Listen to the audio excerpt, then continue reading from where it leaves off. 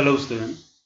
In this video, I am going to discuss about one important topic in case of system design and development and analysis, that is about testing the feasibility of the system.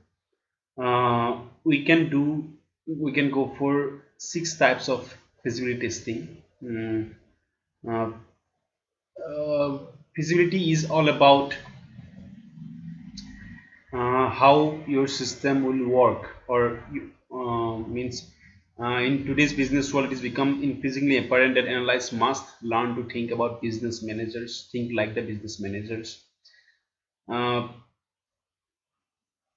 so feasibility is the measure of how beneficial or practical the development of an information system will be to an organization. So feasibility analysis is the process by which feasibility is measured. So basically, how your system will be beneficial, or how your system will be practical, and will it be enough as per the perspective of development of an information system. So it is very important part while designing or analysis, and it is perspective from the analyzed also, system analyst also, to understand the feasibility point of view and feasibility analysis. So basically there are 6 types of feasibility. One is operational feasibility, is a measure of how well a solution meets the identified system requirements to solve the problem and take advantage of the opportunities and vision for the system. Second one is cultural or political feasibility, is a measure of how people feel about a solution and how well it will be accepted in a given organizational climate. Third one is technical feasibility, is a measure of the practicality of a specific technical solution and the availability of the technical resources and expertise to implement and maintain it. Fourth one is schedule feasibility, is a measure of how reasonable the project timetable is. Next one is economic feasibility, is a measure of the cost effectiveness of a project or solution. Last one is legal feasibility, is a measure of how well a solution can be implemented within existing legal or an contractual obligation.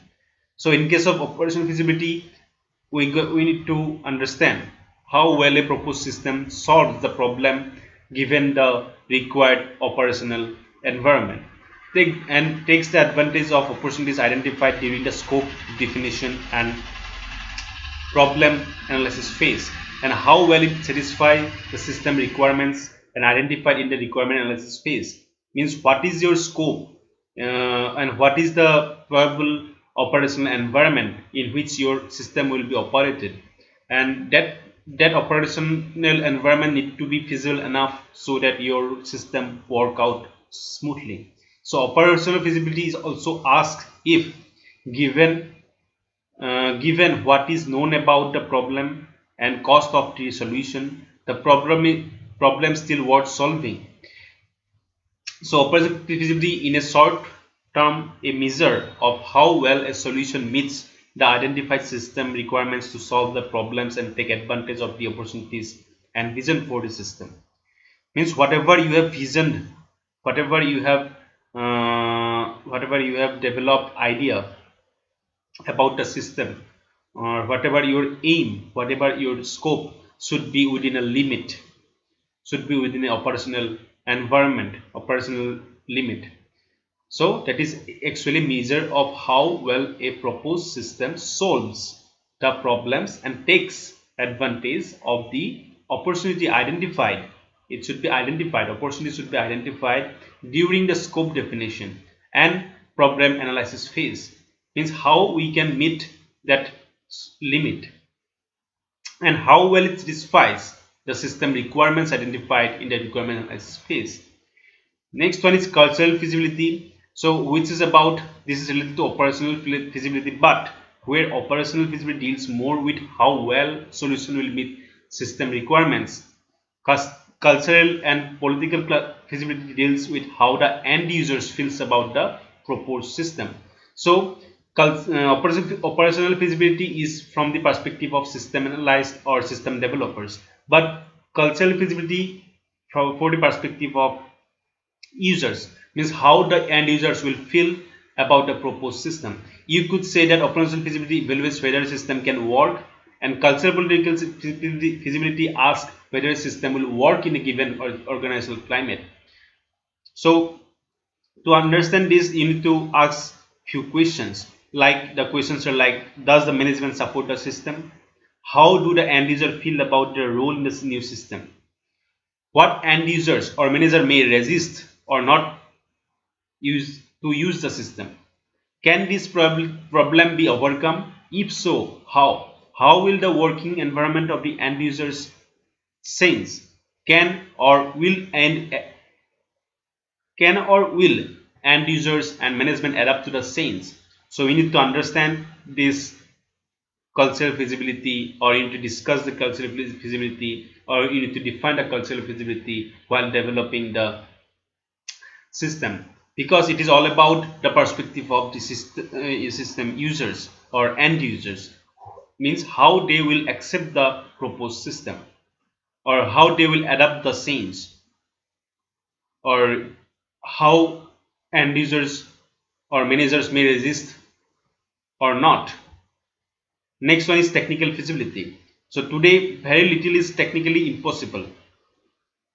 Very little means there are very little, means it is actually contradictory statement. That point is that everything is possible. So that is why it is saying that very little is technically impossible. Consequently, technical feasibility looks at what is practical and reasonable. So technical feasibility addresses three major issues. That is the proposed technology or solution practical? Means suppose you are developing a system and that will not work in an actual practical scenario, then it will not be practical enough. So your proposed technology should be practical. Like if you build a system where floppy are used now, which is already obsolete in this current technological environment, so that system will not be practical. So that is one type of example you can take to understand about technical feasibility. And again, another question is that do we currently possess the necessary technology? Suppose you want to you are going to develop a system. Suppose you want to develop a system where you are communicating with the or you are developing some system where your suppose your vehicle transmits sound beyond the light beyond the light. But is that possible? Is that practical? That is not. That is why we need to ask the question that do we currently possess the necessary technology. And third one is that do we possess the necessary technical expertise, means whatever personnel is working to develop the system need to have the exact technical expertise to develop the system, otherwise it will not be feasible. So these three questions need to be asked while dealing with the technical feasibility point of view. Next one is the schedule feasibility. So given the available technical expertise, are the project deadlines reasonable? That is, what is the schedule feasibility of the project? Some projects are initiated with specific deadlines.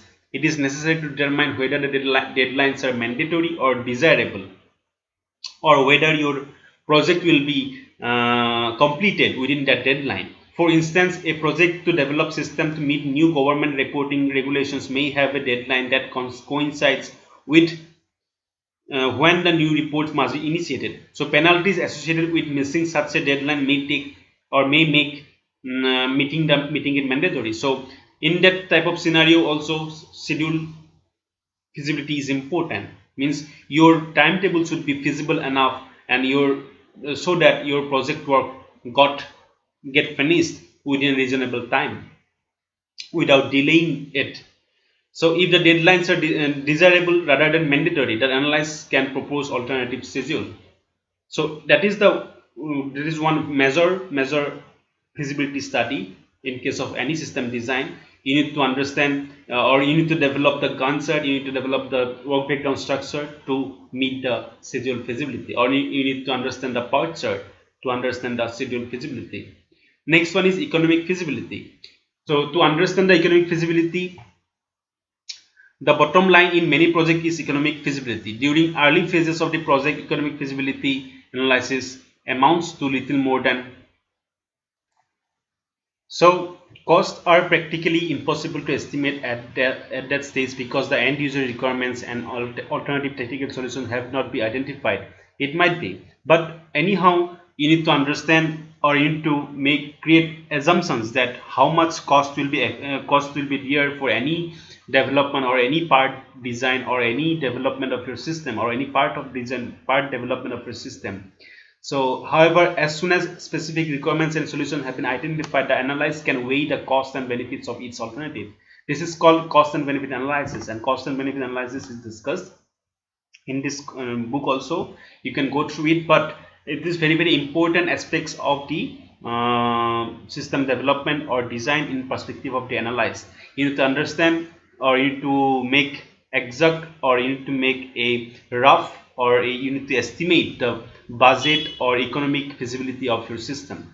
Next one is legal feasibility. So information system should have a legal impact or will have a legal impact. First of all, there are copyright restrictions for any system that includes purchase components. One has to make sure that license agreements are not violated, and you can understand this from any software you buy from the market. You will find this option that you need to go through the copyright or you need to go through the license agreements so that nothing is got violated legally. For one thing, this means installing only licensed copies, but license agreements and copy protection can also be restrict how you integrate the data and processes with other parts of the system. If you are working with contract programmers, the ownership of the program source code and non-disclosure agreements have to be worked out in advance. So you can understand what is legal feasibility. So these are the very important part of the system analyze system analyze perspective. So you need to design or you need to give more time on feasibility while designing or analysis or developing any kind of system, any kind of information system also. So try to go through this context and also try to understand more about this through this book, or you can find more other relevant documents in the internet also. And if you find any difficulty or confusion, please let me know. And but also if you want to add something more or if you want to share something more, then also let me know. We'll try to discuss that over Google Meet. Till then, thank you.